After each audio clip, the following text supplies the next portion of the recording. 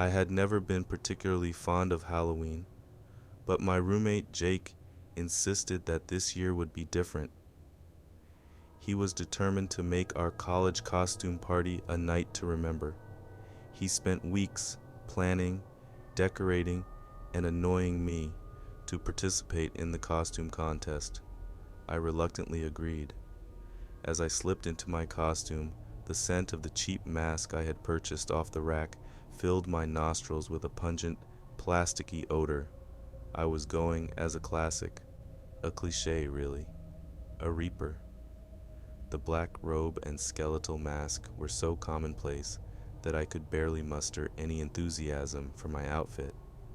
I couldn't help but feel like an imposter in my own skin.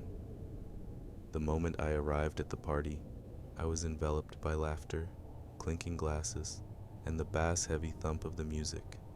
The scent of cheap beer and an assortment of homemade treats mingled in the air, creating an odd mixture of sweetness and staleness. Costumes ranging from the quirky to the grotesque populated the room, and I couldn't help but feel a twinge of insecurity as I compared myself to the brilliantly conceived and executed disguises around me. "Hey, Death," Jake's voice emerged from the crowd as he approached, adorned in a meticulously detailed Frankenstein's monster costume. He wore a lopsided grin that could only be explained by the fact that he had already indulged in a few too many drinks. "Hey, Jake," I replied, my voice muffled by the skeletal mask. I couldn't help but smile under the mask as I saw how proud he looked in his monstrous attire. It was clear he had put his heart and soul into the outfit. As the night went on, the Halloween party reached its fever pitch. A costume contest was announced, and I reluctantly joined the line of contestants. The spotlight made me acutely aware of my outfit's flaws, and I could feel sweat trickling down my back, trapped beneath the heavy robe.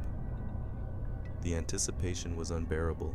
The costumes paraded before the crowd: a gruesome zombie, a magnificent unicorn, a lifelike tree, and various other creative ensembles. The audience whooped and hollered, casting their votes with thunderous applause. Then, it was my turn. I walked to the center of the room, my scythe held high, and I struck a dramatic pose. The audience fell silent for a moment, and then a few polite claps filled the void. I felt like an amateur at an open mic night, forgotten and unappreciated.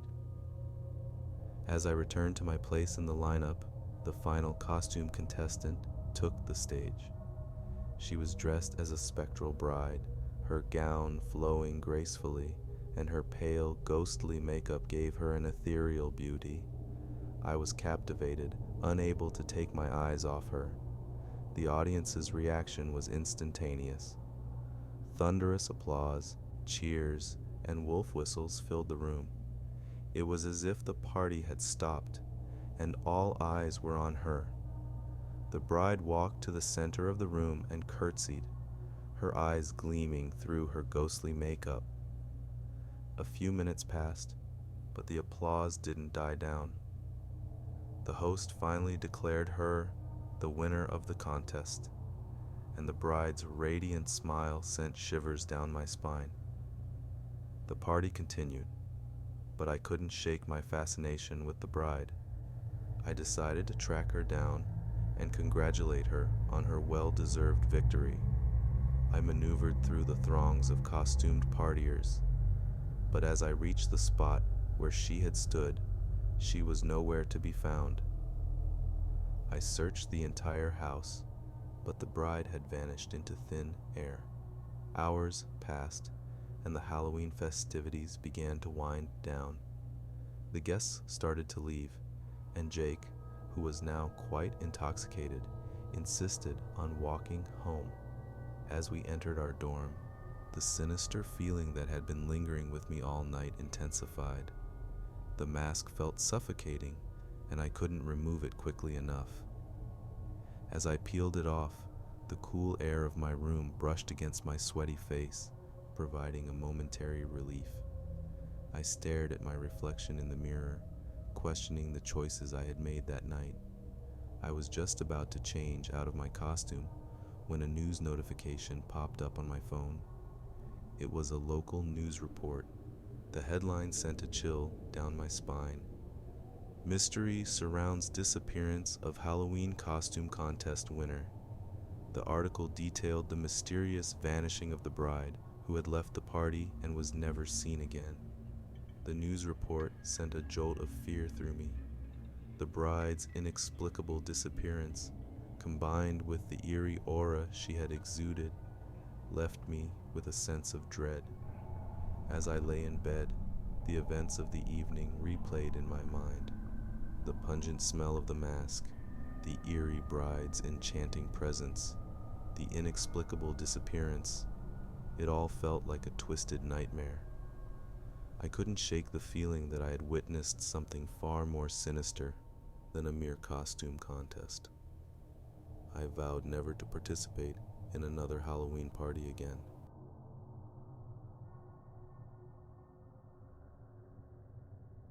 Halloween at college was an unmissable event, and our group of friends eagerly anticipated the annual Hallow Eve party. The air was thick with excitement, and the scent of fallen leaves and candy lingered in the autumn night. As we donned our costumes and headed to the party, little did we know that the night would take a terrifying turn. My friends and I arrived at the party, our costumes a mix of classic monsters, pop culture icons, and original creations. The atmosphere was electric, and the scent of crisp autumn air mingled with pumpkin spice filled our lungs. Laughter and music echoed through the night, and it felt like nothing could dampen our spirits. The party was in full swing, and the scent of alcohol and excitement permeated the air. We danced, mingled, and reveled in the Halloween spectacle. The dimly lit rooms of the old fraternity house added to the eerie ambiance, with cobwebs and skeletons as far as the eye could see. As the night wore on, we decided to explore the house. The scent of anticipation hung heavy in the air as we ventured into the dimly lit corridors. The creaking floorboards and flickering candles added to the eerie atmosphere. We stumbled upon a room tucked away at the end of a long, dimly lit hallway. The scent of aged wood and something more sinister wafted from within. It was different from the rest of the house, a room that seemed to exist outside of time. As we entered, we found a peculiar assortment of objects, a dusty Ouija board, a stack of old books, and a flickering lantern. The room's scent was a mixture of nostalgia and dread. My friends dared me to use the Ouija board, and curiosity got the best of me. As we placed our hands on the planchette, the scent of trepidation and excitement hung in the air. We asked questions, half believing that it was all a charade. But then, the planchette began to move on its own, spelling out cryptic messages and sinister warnings. The scent of fear and uncertainty grew stronger. Panic set in as we realized that we were no longer in control. The planchette moved faster and faster, and the room's scent became suffocating, a mix of fear and despair. The messages grew darker, and a malevolent presence seemed to envelop us. Suddenly, the lantern went out, plunging us into darkness. The scent of absolute terror filled the room, and we scrambled to escape. But the door was jammed, and the room seemed to have a sinister will of its own. Hours turned into an eternity as we fought to escape the room's clutches. The scent of fear and anxiety clung to us, and our laughter had turned into terrified cries. The malevolent presence in the room seemed to feed off our fear, growing stronger with every passing moment. Finally, the door creaked open, and we stumbled out into the hallway. The party continued as if nothing had happened, and the scent of alcohol and laughter hung in the air. But we had changed. The room had left a mark on us, and the malevolent presence had followed us out. As the night went on, we noticed something unsettling. The scent of dread and fear followed us, and the eerie messages from the Ouija board haunted our thoughts. Shadows danced in the corners of our vision, and we felt as if we were being watched. The Halloween party had turned into a nightmarish ordeal. The scent of paranoia and fear clung to us as we desperately tried to leave. But the malevolent presence was relentless, and it seemed to have no intention of letting us go. As we made our way back to our dorms, the scent of unease and terror filled the air. We could hear whispers and eerie laughter in the darkness, and the shadows seemed to come to life. Our friends began to disappear, spirited away by an unseen force. The malevolent presence had trapped us in a never-ending nightmare. The scent of despair and hopelessness was overpowering, and we felt as if we were losing our minds. The sinister messages from the Ouija board echoed in our heads, driving us to the brink of madness. We finally reached our dorms, the scent of fear and exhaustion heavy in the air. It was then that we realized the malevolent presence had followed us. It had no intention of letting us go, and the room's sinister influence had taken hold. As we huddled together in our dorm, the scent of fear and paranoia consumed us. We knew that we were no longer safe, and that the malevolent presence would never release us from its grip. The Halloween party had turned into a nightmarish ordeal, and the malevolent force that had been unleashed would haunt us for the rest of our lives.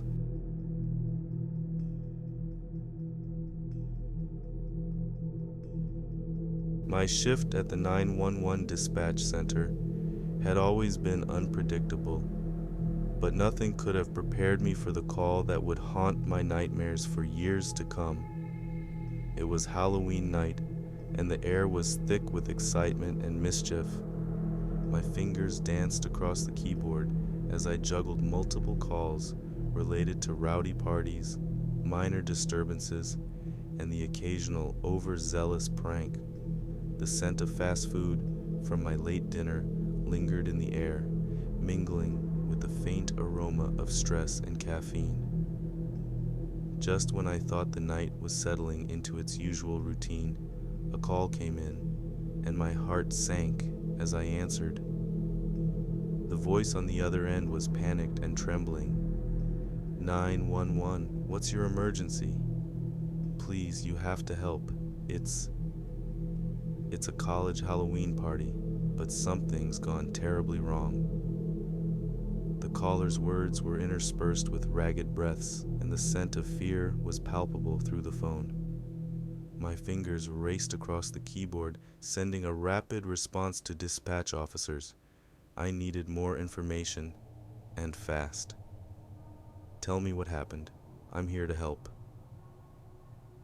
The caller explained that they had attended a Halloween party at a nearby college campus.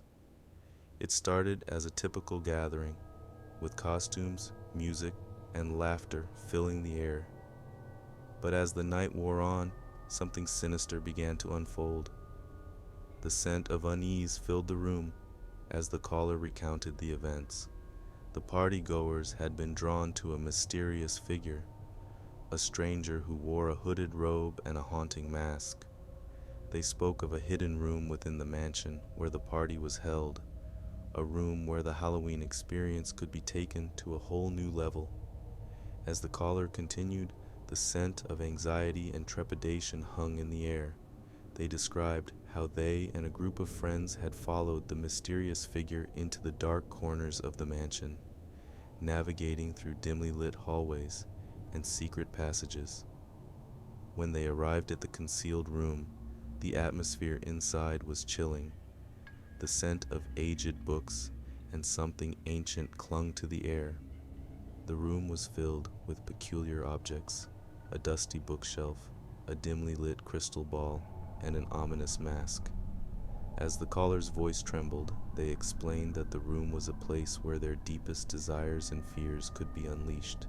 The scent of intrigue and dread swirled in their words, The group had decided to participate, eager to explore the room's mysteries. They began with a seance, attempting to contact the spirits and glimpse into the future. The caller's voice became more frantic, and the scent of fear was overwhelming. The planchette on the Ouija board moved on its own, spelling out cryptic messages and revealing glimpses of their futures. With each experiment, the room's malevolence seemed to grow. The atmosphere turned oppressive, and the objects in the room appeared to come to life. The crystal ball glowed eerily, the book whispered dark spells, and the mask seemed to change expressions. The caller described the mounting terror as the room's sinister influence tightened its grip. They could feel an overwhelming dread in the air, the scent of malevolence thick and suffocating. It was as if they had stumbled into a nightmare they couldn't escape. The clock struck midnight, and the room's power reached its zenith. The caller's voice quivered as they detailed how the room had transformed into a nightmarish prison. The scent of horror and despair clung to them as the objects in the room seemed to conspire against them. Desperation and panic filled the air, but the group's attempts to leave were in vain. The door remained locked, and the sinister objects showed no mercy. The Ouija board spelled out horrifying messages, and the crystal ball revealed disturbing visions. The caller's voice became more frantic as they explained the events that followed. They, along with their friends, joined hands in a final, desperate act to reverse the room's malevolent magic. Slowly, the room's sinister influence began to wane. The caller described their escape, stumbling out of the room, shaken and terrified. The scent of relief and fear washed over them as they rejoined the party, only to find that the revelers were blissfully unaware of the horrors they had just experienced.